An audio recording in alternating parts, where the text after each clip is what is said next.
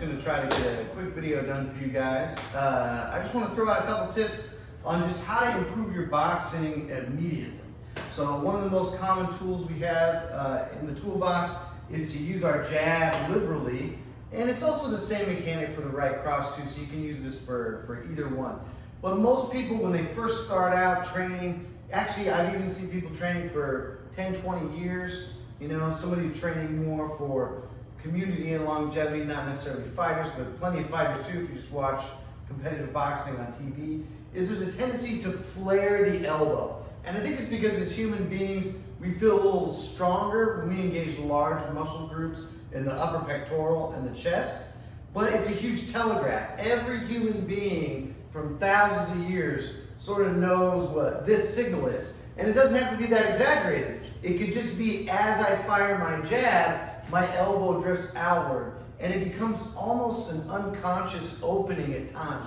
A lot of times your opponent doesn't look at you and go, oh, he's flaring his elbow. That's it. They're able to dodge your punches, they're able to cover, evade, use some footwork. If it's Thai boxing, they hit you with the round kick into the ribs. It's brutal. So what we need to do is cover those gaps and find a way to relax with proper structure. So one of the easiest, best things you can do is so simple, is just get near a wall, bring your shoulder into it, you can touch it if you want, and then you can create a little gap. And I want my elbow to stay in front of my rib cage. And so sometimes in boxing, you'll see like a double pillar cover that's like very tight.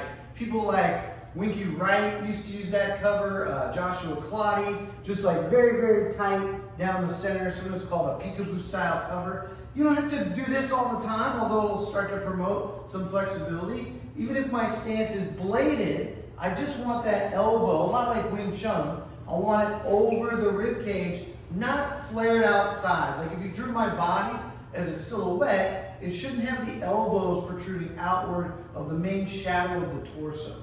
Okay, so I'm gonna bring my elbow in, I'm gonna touch my shoulder. Now I just have a pillar here. At home, I would do this down the hallway, like on the way to the bathroom and back, or whatever space that you have. In the gym, I could use the far wall over here. Any surface, but if you have a good 5 feet, all I wanna do is traverse the wall and keep that elbow in. So if my elbow opens up, I'm gonna know it. So the closer I am with my shoulder, the greater that possibility is that my elbow's gonna go out.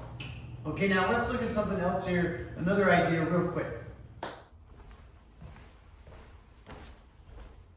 All right, so here we are back at the wall. I just decided we gotta do it against the wall. Plus I wanna give you both angles. So now I'm on this side of my shoulder, my right side. So if I'm orthodox, it's not gonna be my jab, it's gonna be my cross.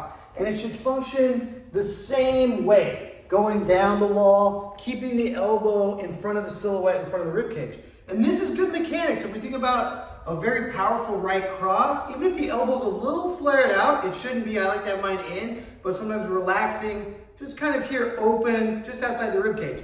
When I throw the cross from the jab, the movement starts in the feet, right? All power comes from the ground up. So from here, I want to start to shift the body using the leg. So that as the foot starts to rotate, the elbow comes in front of the rib cage, and now it goes out in a nice straight line. I finish the pivot, and my knee is pointed at my other leg.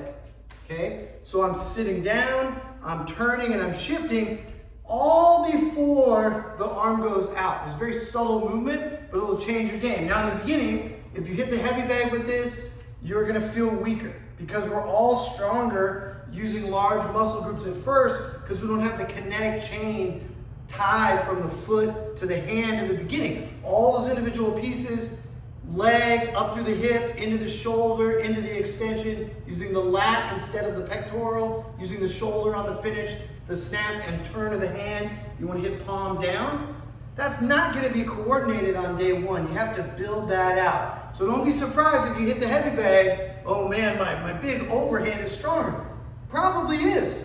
But to hunt somebody down in the ring like this, it's such an obvious tell that you're never going to land it, right? Even there's a good fight between Sugar Shane Mosley and Floyd Mayweather. And Mosley sets Mayweather up with a really clean jab, hits him with the right, boom. Mayweather takes a knee. It was the only time, I believe, in his career that he had a standing 8 count. And you see like Mayweather, like, oh man, he gets up comfortably, composed. What happens? That was like round 2 or 3. The rest of the fight, Mayweather's looking for glory with this hand back here. He never really gets another clean straight right because he abandoned the setup and he abandoned the structure that he had in the beginning where it was nice and tight into the body. Okay, so if we're using the wall, I can go right side and I can travel down the wall. So I'm getting good shuffle step footwork practice in. I'm gonna work having that elbow nice and tight. And just by moving forward a little bit, there's a little bit more to think about. So you might lose focus and find, oh, my elbow tapped the wall. Just keep doing reps. If you feel like it's happening all the time, slow down and you want to do it almost like Tai Chi in the park. Just how can I find my extension here? Okay, I can switch to a right lead and I can work on this side more as my jab. And then use the same wall, you just turn around and now I would use my left side going down the other way. So you're gonna traverse forward, turn, traverse back, and you can just do it anywhere there's like a flat, smooth surface. You don't have to find a lot of training equipment, that kind of thing. Okay, when we talk about this structure, what promotes the elbow coming in? Everybody can do it. When you squeeze, you're like, ah, man, it takes a lot of flexibility. It's not really, it takes relaxation. You need to be comfortable in your posture. Part of that is just time in the posture, and part of it is not holding an endless clinch, but being ready to squeeze upon impact, right? I want to have this snap at the end, right? So everything should be comfortable. Another way to put it is like, think about if I'm gonna point at something over here, right? Hey man, look over there. You don't point at something and go, hey, look down there guys, look over there. You're naturally, your elbow follows your fingertip. Hey man, look over there guys, right? So sometimes keep your fingers open and just think about just reaching and touching something. Now in JKD, it was a great part of the community because that is the finger jab too, right? But punches work on the same line. It doesn't matter if it's a finger jab, a regular jab, a straight right cross. It's the same exact mechanic, except the finger jab sometimes can just be the arm only. But same structure, I want the elbow to stay in front of the body, just like I'm just reaching out for something to touch something. And then later, extension and follow through. Same on the right side. So sometimes you walk into the boxing gym and you'll see professionals just kind of loosely moving the shoulders and the hips and keeping the elbows into the body. And like, I remember my first day in a boxing gym, there was a local pro there and the guy's kind of moving like that. I turned to the coach and I'm like, man, why is this guy slacking off? Because all of us, you know, with a young group of kids, guys, my age, 13, 14, and we're all just like, as fast as we can go, you know, just blasting it out. And, you know, the coach is like, you know, dummy, this guy knows what he's doing. He's relaxed, he has good form. He's like, you want to copy that. And then I tried my best to key in it. All right, before we close it up, let me give you one more tip. The other thing that you want, I have the benefit of wearing glasses full time. So a lot of times what I do is I look over the glasses like I'm even older than I look now, right? At 46 years old. And that keeps my chin down, okay? So because I'm kind of like, hey man, it's like, you know, I need to read something, I look over the frames, it's the same thing, okay? You don't want to punch and have your head elevate or turn like this, that's common on the hook, because now you're exposed, right? I'm already giving up my guard to throw a shot. If I throw my jab and my head raises, I have no guard and my chin, my temple is exposed depending on what context it is. So very important that we keep the chin down and back, or you can think of like double chin, right?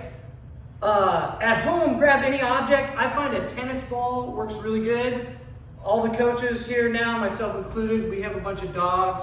Some of us have kids, and so I couldn't find any tennis balls at the academy today, but I got a thick wallet, so this will work. Just put something on your chin and keep it there, and then move around with it, right? And I find a tennis ball is about the perfect size for most people because you can comfortably hold it there, but if you lift your chin at all, you know, it's gonna fall out. You can use a pair of socks, clean socks. I find that's a little bit harder than the tennis ball because they have some give to them. So you'll feel like you're really bearing your head down. Because same thing, I want the tennis ball under my chin, but I want to maintain relaxation through the back of the neck. You shouldn't feel like you're squeezing your chin and neck cranking yourself to your torso. All right, guys? All right, so that's just a couple tips, and it will dramatically improve your boxing. And in the beginning, if this is new to you and you like to hit the heavy bag, you may not believe me, because you're going to have more power and authority in your wide punches.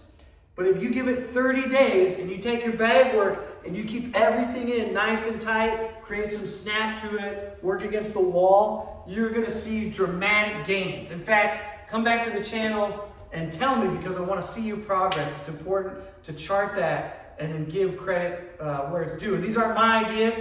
I've just worked with a number of boxing coaches and martial arts instructors over my life where this material is very common. But I was thinking about people at home today who maybe don't even come in, they don't have a training academy, or they're just thinking about starting training. This is one major thing that will give you an incredible head start. And if you've been training for a while and the concepts are new to you, man, don't even tell anybody, just start working on it.